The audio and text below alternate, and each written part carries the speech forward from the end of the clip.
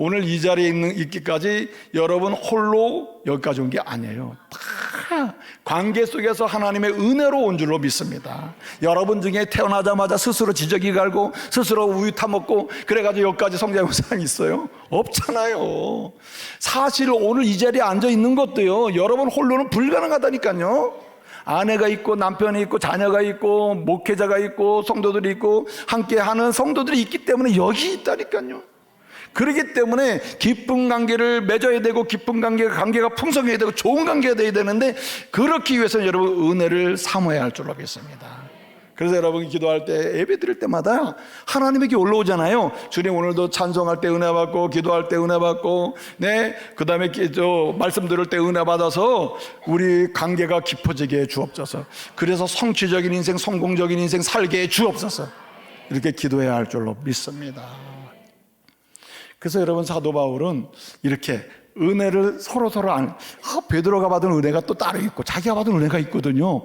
본질적으로는 하나님의 은혜인데 각각 자기가 받은 은혜가 있고 서로 알게 되다 보니까 함께하지 않을 수가 없는 거예요. 여러분, 그래서 우리는 항상 이런 지점을 간증 가져야 돼요. 나는 은혜 받고 사나? 은혜에 간증 갖고 있나? 은혜를 확인하고 있나? 내가 받은 은혜를 정리할 줄 알고 있나? 우리 가정이 받은 은혜를 기억이나 하나? 그래서 자꾸만 은혜의 관심을 갖고 은혜 받은 자로 살아야 되고, 그래서 좋은 관계가 생기고, 그래서 성취적인 역사를 봐야 할 줄로 믿습니다. 그래서요, 은혜 받은 사람, 은혜 받고 있는 사람, 은혜를 사모하는 사람이 세 가지 특징이 있어요. 오늘 바울이 그 얘기를 하는 거예요. 그 첫 번째가 뭐냐면요, 비교하지 않는다는 거예요. 가장 어리석은 사람이 비교하는 거예요. 주님은요, 우리를 구원하실 때 이렇게 분류를 해가지고 그나마 그 중에서 난 사람 구원하는 게 아니에요. 어쩌면 제일 못된 사람을 구원했을지도 몰라요. 그냥 있는 모습 그대로 주님이 우리를 구원하시길 믿으시기 바랍니다. 여러분, 그래서 우리는 주님 앞에서 절대 비교하면 안 돼요. 구원받은 성도들끼리 비교해서도 안 되고요. 그리고 부부간에 비교해서도 안 돼요. 비교하는 순간에 열등감이 생기고 비교하는 순간에 컴플렉스가 생기는 거예요. 왜 아이를 낳고 나서 그리고 낭망합니까? 우리 남편은 밖으로 돌아다니면서 저렇게 성장하고 인정받는데 나는 내가 결혼하고 나서 아이를 잉태하고 아이를 낳기까지 이게 올 수 없다 해가지고 나만 퇴보하고 있어. 나만 아무것도 아니야. 이래가지고 비교하는 순간 어떻게 됩니까? 열등감에 빠지고 남편을 저주하게 되고 아이도 양육하는 즐거움을 잃어버리잖아요. 그래서 여러분, 성경은 절대 비교하면 안 된다는 거예요. 오늘 6절 말씀 보게 되면 예루살렘 교회 유력한 사람들 중에 그리고 뭐라고 했으면 어떤 사람이든지 나와 상관이 없지만은 하나님은 뭐 하는 사람을 취하잖아요?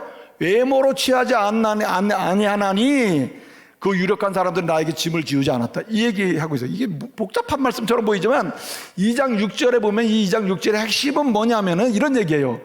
여러분, 게바나 야고보나 요한이나 예루살렘에 있는 지도자들, 성도들 있잖아요. 그들이 지난 날에 어떤 사람이었던지 간에 지금 어떤 사람이든지 나는 개의치 않는다. 나는 그 사람과 비교하지 않는다. 나는 나대로 주님이 부르셨고 그들은 그들대로 주님이 부르셨다. 아멘.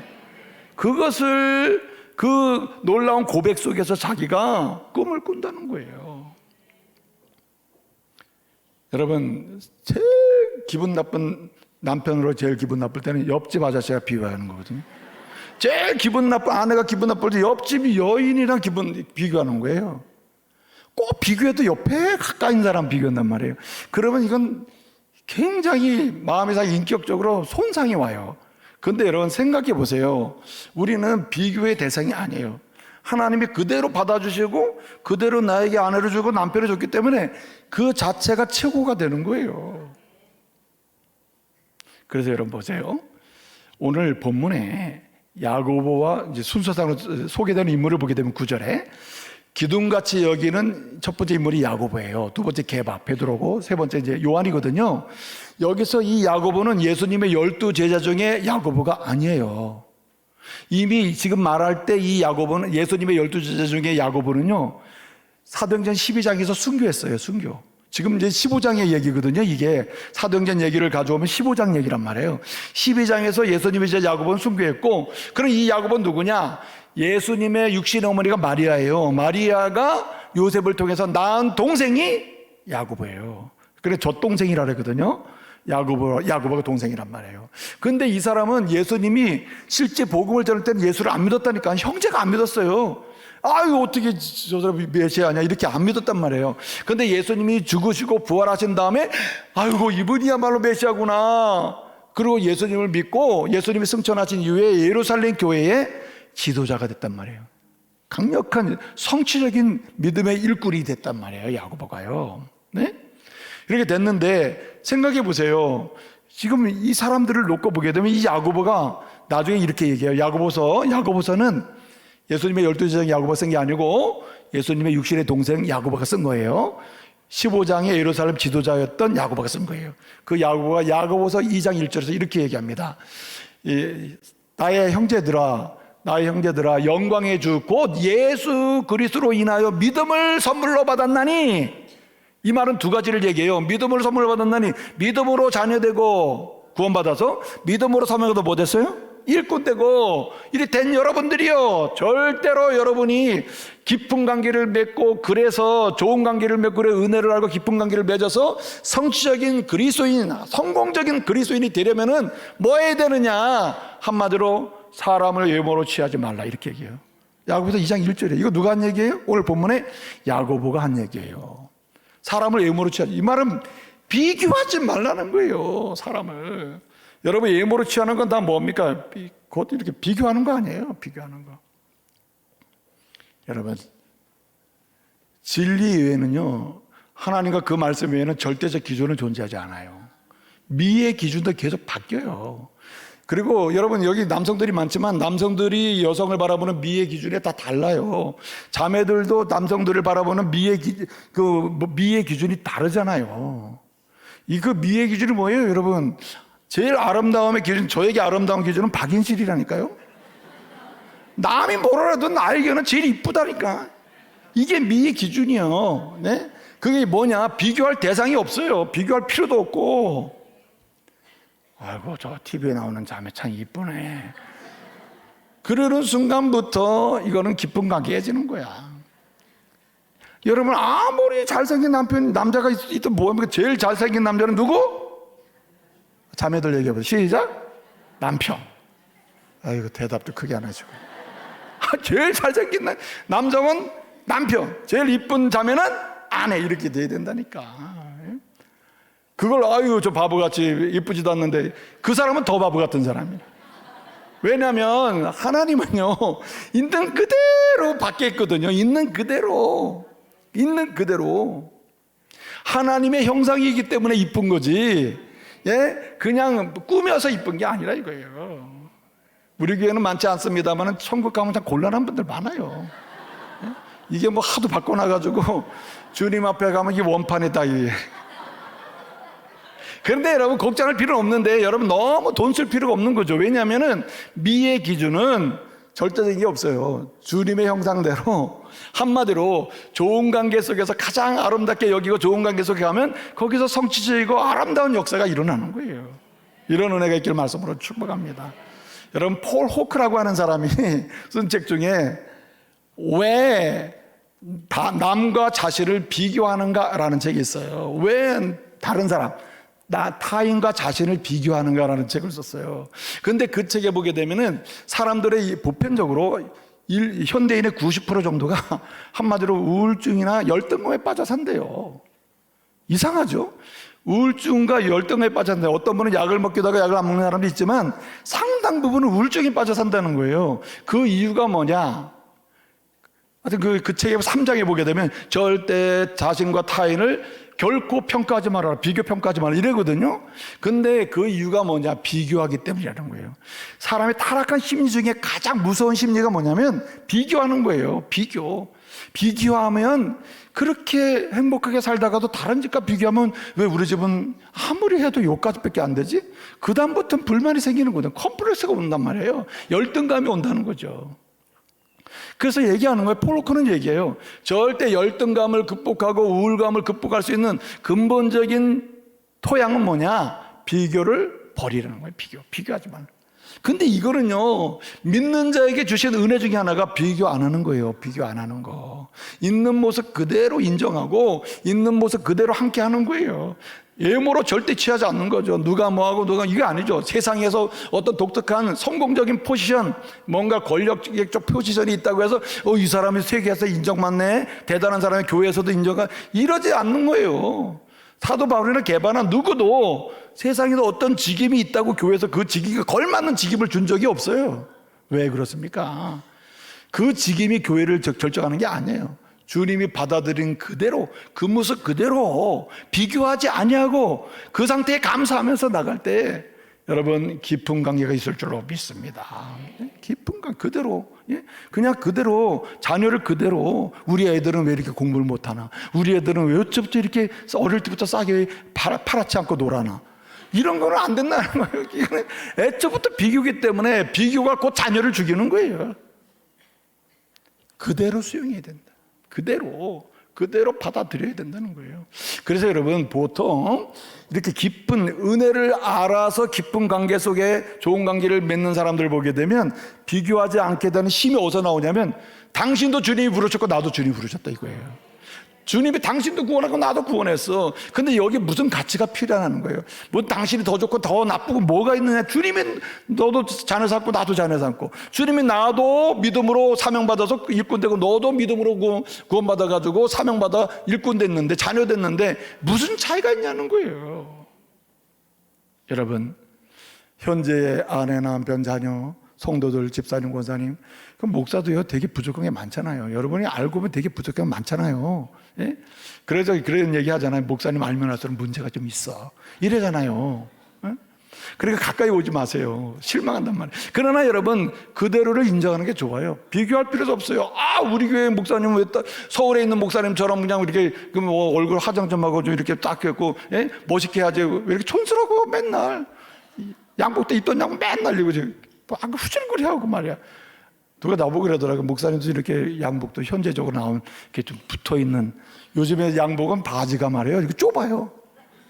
그래서 제가 이렇게 양복을 맞췄는데 좁게 나왔어. 그래서 입어보니까 멋있는 것 같은데 부자연스럽기도 하고. 예? 근데 보세요, 거기에 매일 필요가 없는 거예요. 어떻습니까? 하나님이 인정하는 그대로를 감사하면서 비교하지 않을 때 한 분 한 분이 소중하게 되고, 소중하기 때문에 관계가 깊어짐을 믿으시기 바랍니다. 또 한 가지가 있는데, 이 또 한 가지는 뭐냐면 인정하는 것입니다. 이 사람이 가진 달란트, 다양성을 인정해야 한다는 거예요. 오늘 본문 6절 7절을 읽지 않았습니다만은 6절 7절을 보게 되면 이렇게 얘기해요. 베드로는 할례자, 곧 율법도 지키고 또 뭡니까, 할례를 받은 사람들이 예수를 믿어도 할례를 받고 뭐 이런 그 주장하는 사람들이 있거든요. 그래서 믿음으로 구원받지만 율법도 지키고 할례를 받는 게 좋겠다, 이렇게 가르치는 사람도 있단 말이에요. 구원받는 데는 믿음으로 받지만 이렇게 믿음을 잘 생활할 수 있도록 율법도 지키고 할례도 잘 이렇게 하는 게 좋겠다 하는 사람들이, 이런 유대인들을 위한 전도자, 사도로 베드로를 세웠고, 그 다음에 할례와 상관없고 구약시대의 그 이스라엘 사람들이 말하는 율법을 지켜야 한다는 이것과 상관없이 예수를 믿음으로 구원받는다고 하는 그런 은혜로 구원받는 사람들, 이렇게 믿지 않는 이방 사람들, 그들을 구원하기 위하여 누구를 세웠어요? 바울을 세웠다는. 그래서 6절 7절을 보게 되면 베드로는 할례자의 사도로, 바울은 무할례자의 사도. 무할례자는 유대인이 아닌 다른 사람을 가리켜요.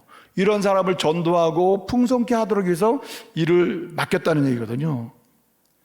여러분, 사도 바울이 고린도 교회 성도들에게 편지를 쓰는데 제일 문제가 뭐냐면 비교를 한 거예요. 비교를 하면서, 비교를 하니까 서로 다양성을 인정하지 않게 되거든요. 비교하지 않게 되면 다양성을 인정한단 말이에요. 그래서 1장 이제 그 뭡니까 6절을 보게 되면 이런 얘기가 나와요. 어떤 사람은 나는 아볼로 편이야, 나는 베드로 편이야, 나는 바울 편이야, 나는 그리스도 편이야. 너 왜 그러냐 해가 잠깐 비교를 하고 비난을 한단 말이에요. 그럴 때 사도 바울이 얘기해요. 고린도전서 1장 9절에 그리스도께서, 하나님께서 우리로 하여금 교제하게 하시는데 우리로 하여금 깊은 좋은 관계를 맺게 하시는 하나님은 뭐가 도다? 미쁘시도다 했어요. 그러니까 하나님과 좋은 관계 맺고 그 속에서 성도들과의 좋은 관계를 맺게 하시는 좋으신 분이 주님이시다. 그러니까 좋은 관계 맺어야 된다 이렇게 얘기하면서 뭐라고 얘기합니까? 이렇게 이야기를 하는 거예요. 12장을 보게 되면 12장에 보면은 12장에 은사를 얘기해요. 한마디로 성도는 각각 다른 달란트가 있다. 어떤 사람은 뭐 기도하는 달란트, 어떤 사람은 믿음의 달란트, 어떤 사람은 뭐 구제의 달란트, 어떤 사람은 방언의 달란트, 어떤 사람은 무슨 달란트. 각각 능력이 다르고 전문성도 달라. 그리고 모양도 달라. 성품도 달라. 다른데 그 자체를 뭐 해야 된다고요? 인정해야 한다는 거예요. 그래서 이 고린도전서 12장 17절 보게 되면 뭐라는 이렇게 얘기합니다. 모두가 누리면 누가 들어주겠으며 모두가 듣는 사람이면 누가 냄새를 맡느냐. 각각 어떤 사람은 냄새 맡는 기능 몸으로 말하면 어떤 사람은 보는 기능, 어떤 사람은 듣는 기능, 각각 달란트가 다르니 그 자체를 뭐 해라? 인정해라는 거예요. 여러분 똑같아지려고 하지 마세요. 똑같아지려고 할 필요가 없어요. 하나님이 주신 달란트를 그대로 서로 인정해야 돼요. 아이고 이분은 찬양을 잘하는구나, 성가대 하셔야 되겠구나.